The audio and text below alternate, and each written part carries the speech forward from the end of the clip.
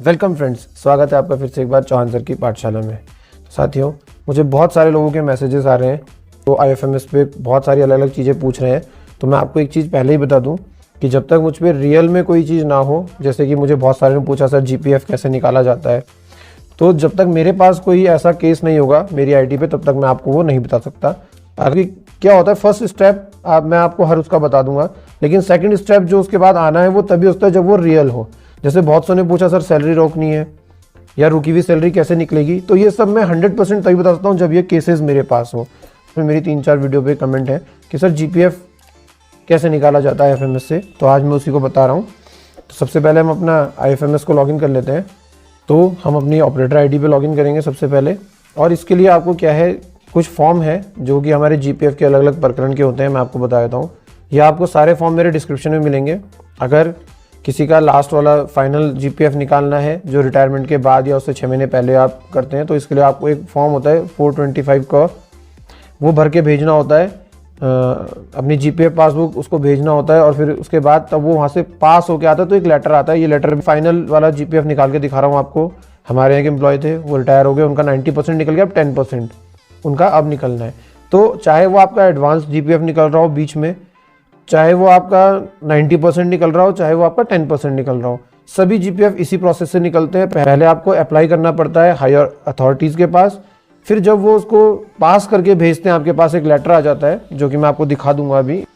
तो उसमें जितना पैसा आपका वहाँ से पास होके आता है आप उसका बिल बना देते हैं। तो अब हमने क्या करना है, अपनी ऑपरेटर ID को लॉगिन करके सबसे पहले हम जाएंगे HRMS में। HRMS में जाने के बाद आपको जाना है क्लेम एंट्री में। क्लेम एंट्री के बाद जाएंगे आप एम्प्लॉय एडवांस में, यहाँ पर क्लिक कर दीजिए। यहाँ पर आप जिस भी एम्प्लॉय का आपके ये पास होके आ चुका है, आप उसका यहाँ पर ट्रेजरी कोड डालेंगे। तो जैसे हम यहाँ पे एम्प्लॉय कोड भरते हैं, देखिए एम्प्लॉय का नाम लिखा जाता है। अब हम क्या करेंगे, यहाँ से क्लेम ID ये न्यू रहेगी, ऑटोमेटिक सिलेक्टेड है, सेल्फ या नॉमिनी। अगर आफ्टर डेथ है तो आप नॉमिनी करके करेंगे क्लेम, अगर जिंदा है और इन सर्विस है या रिटायर हो गए तो आप सेल्फ पे करके रखेंगे।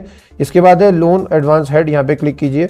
देखिए मैं दिखाता हूँ आपको, यहाँ पर नॉन रिफंडेबल, रिफंडेबल, 90%, 100%, 10%, हर तरह का GPF यहाँ से निकल सकता है। तो जो भी आपने सेंक्शन करवाया है, जो भी आपका पास हो गया है, उसके अकॉर्डिंग आप यहाँ से सेलेक्ट कर लेंगे। हमारा GPF 10% है, मैं इसको सेलेक्ट कर लेता हूँ।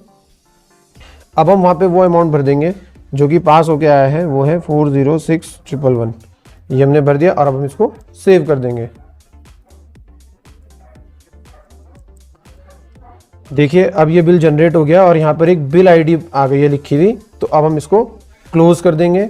यहाँ से हम चाहे तो इसको एडिट कर सकते हैं, यहाँ पे अमाउंट लिखा रहा है, हम इसको यहाँ से आप एडिट करना चाहो, अगर कुछ गड़बड़ हो गया तो आप यहाँ से एडिट भी कर सकते हैं दोबारा से, अदरवाइज आप इसको ऐसे ही छोड़ दीजिए। ये सेव हो गया। इसके बाद आप जाएंगे अपलोड डॉक्यूमेंट में। देखिए अपलोड डॉक्यूमेंट में यहाँ पर आएगा सेलेक्ट बिल। बिल में लिखा आ रहा है, यहाँ पर नाम भी शो हो रहा है, अमाउंट भी शो हो रहा है, इसको आप सिलेक्ट कर लेंगे। इसके बाद है सिलेक्ट फाइल। फाइल में आपको वो जो ऑर्डर जो कि सैंक्शन होके आया है उसकी एक PDF बना के आपने डालनी है। मैं उसको यहाँ से सेलेक्ट कर लेता हूँ PDF फाइल को, और मैं यहाँ पे लिख देता हूँ ओके, और अब मैं इसको कर देता हूँ अपलोड। तो ये अपलोड हो जाएगा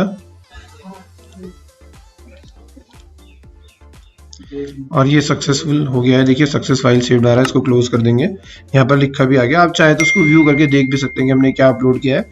और मैं दिखाई देता हूँ डिस्क्रिप्शन की जगह, मैं यहीं पे आपको दिखा देता हूँ कि ये कौन सा मैंने आदेश जो कि वहाँ से पास हो गया था ये अपलोड किया है PDF बना के। देखिए ये है वो आदेश, कुछ ऐसे ये पास हो के आया था और इसमें लिखा रहता है। तो इसके लिए आपको जो मैंने बताया मैं डिस्क्रिप्शन में जरूर लगा दूंगा कि आपको अगर फाइनल GPF है तो आपको उसके लिए कई सारी चीज़ें हैं। फॉर्म 425 है, 425 का वो है, और 2-3 चीज़ें और हैं। 5 साल की वो निकालनी पड़ती है GPF की स्लिप, और ये सब भेजना पड़ता है। और अब हम जाएंगे सबमिट में। देखिए अब यहाँ पे हमारे पास आ चुका है बिल बन के, बैच ID, एम्प्लॉय कोड, नाम, GPF 10% जितना भी होगा यहाँ पर आ जाता है लिखा हुआ। हम इसको व्यू और सबमिट दोनों कर सकते हैं। हम व्यू कर लेते हैं। देखिए बिल दिख गया अब हमें, इसको आप रख लीजिए फर्दर उसके लिए, क्योंकि आपको प्रिंट करना पड़ेगा। तो इसमें है इसमें सिग्नेचर होंगे, फॉरवर्डिंग ऑफिसर के भी होंगे और खुद जिनका ये जीपीएफ है उनके भी होंगे। इसके बाद आप इसको सबमिट कर दीजिए। यहाँ से आ गया एम्प्लॉय एडवांस अप्रूव्ड। अब इसके बाद हम इसको प्रिंट या सबमिट पे क्लिक कर लेते हैं, क्योंकि हमें ये बिल अभी प्रिंट भी करना है ट्रेजरी भेजने के लिए, तो इसका हम प्रिंट करके अपने पास सेव कर लेंगे। और मैं दिखाऊं यहाँ पर हमारे जितने भी अभी तक जीपीएफ बहुत सारे हैं हमारे, तो ये सब के सब जो कि हमने पास करवाए हैं वो सब यहाँ पर हैं। जैसे कि ये था इनका 90% पहले, तो ये 90% हुआ था। और अब मैं इसको यहाँ से व्यू कर देता हूँ बिल को, और देखिए वही जो हमें पिछले स्टेप में मिला था वही बिल आ गया दोबारा से। इसको हम प्रिंट कर लेंगे। अब एक चीज़ ध्यान दीजिए, यहाँ पे प्रिंट का ऑप्शन नहीं है।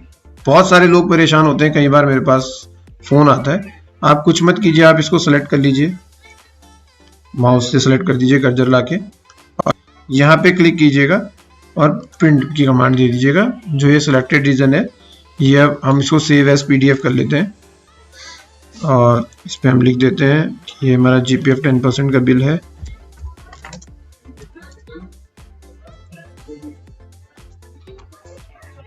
उसको सेव कर लेते हैं। देखिए यहाँ तक का हमारा ये प्रोसेस पूरा हुआ। अब हमने क्या करना है, हमने फिर से एचआरएमएस में जाना है। ध्यान दीजिएगा, पहले हम क्लेम एंट्री में थे, अब हम क्लेम प्रोसेसिंग में जाएंगे और यहाँ से हम एम्प्लॉय एडवांस में जाएंगे। यहाँ पर आप जैसे ही क्लेम आईडी पे क्लिक करोगे तो ऑटोमेटिक आईडी अब यहाँ पे शो हो जाएगी। आप इस पे क्लिक कर दीजिए। क्लिक करने के बाद देखिए यहाँ पे अपने आप ये भरा आ रहा है सब कुछ, 10% जीपीएफ अमाउंट और अमाउंट पास्ड, यही पास्ड अमाउंट भरना है हमने। यहाँ पर आप ऑर्डर नंबर डाल दीजिए। ऑर्डर नंबर आपको मिलेगा उसमें जो कि हमारा पास हो गया था। मैं आपको ऑर्डर दिखा देता हूँ। देखिए, तो ये हम ऑर्डर नंबर डाल देंगे इसमें। ये हमारे पास ऑर्डर नंबर है 11286/3882 11286/3882। ऑर्डर डेट को भी डाल देंगे हमें इसका 10वां मंथ, और ये है आपका 28 अक्टूबर 2021। ये हमारा ऑर्डर नंबर और ऑर्डर डेट है जो कि हमारे उस पर सेंशन लेटर पे आया है। अब हम इसको सेव कर देते हैं। देखिए फिर से एडवांस, ये आ गया advance application bill number update. इसको आप क्लोज कर देंगे, अपलोड डॉक्यूमेंट में जाएंगे। अब यहाँ पे आपको क्या अपलोड करना है, ऑर्डर हम ऑलरेडी अपलोड कर चुके हैं। बिल यहाँ पे सेलेक्ट कर लीजिए। यहाँ पर जो अपलोड होगा, यहाँ पर होगा जो भी आपके डीडीओ है, जो भी आपकी सैलरी निकालते हैं, उनके द्वारा एक प्रमाण पत्र दिया जाएगा कि जो भी एम्प्लॉय है इनका जो 10% है वो इतना पैसा है, इसको वो निकालने की सहमति प्रदान करते हैं, और उसको यहाँ पर आप अपलोड कर देंगे। अगर आपके पास नहीं है, आप उसको चाहे तो डायरेक्ट भी ट्रेजरी भेज सकते हैं। आप दोबारा यहाँ पर जो हमारा ऑर्डर आया था जीपीएफ वाला जो कि पास होके, आप उसको भी कर दीजिए।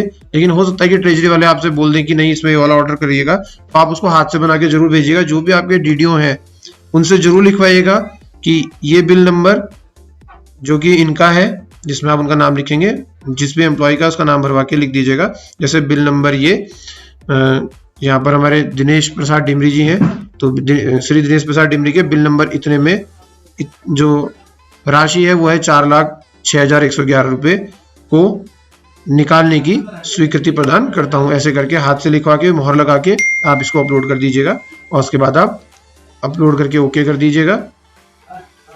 और उसके बाद हमने जाना है जनरेट बिल में। जनरेट बिल पे क्लिक करने के बाद देखिए ऐसे ओपन होगा। यहाँ पे आपको क्या करना है, 11C का नंबर डालना है। जो भी आपके ऑफिस में 11C रजिस्टर होगा उसमें जिस भी नंबर पे अभी बिल आएगा, मेरे ऑफिस में 24 बिल पहले है तो 25वां नंबर दे देता हूँ। और अब यहाँ से क्या कर देंगे, आप जनरेट बिल कर देंगे। देखिए जनरेट बिल करने के बाद ये बिल जनरेट हो चुका है, ट्रांजैक्शन आईडी आ चुकी है। इसको क्लोज कर दीजिए और उसके बाद आप प्रिंट बिल में जाइए और इस बिल को भी प्रिंट कर लीजिए।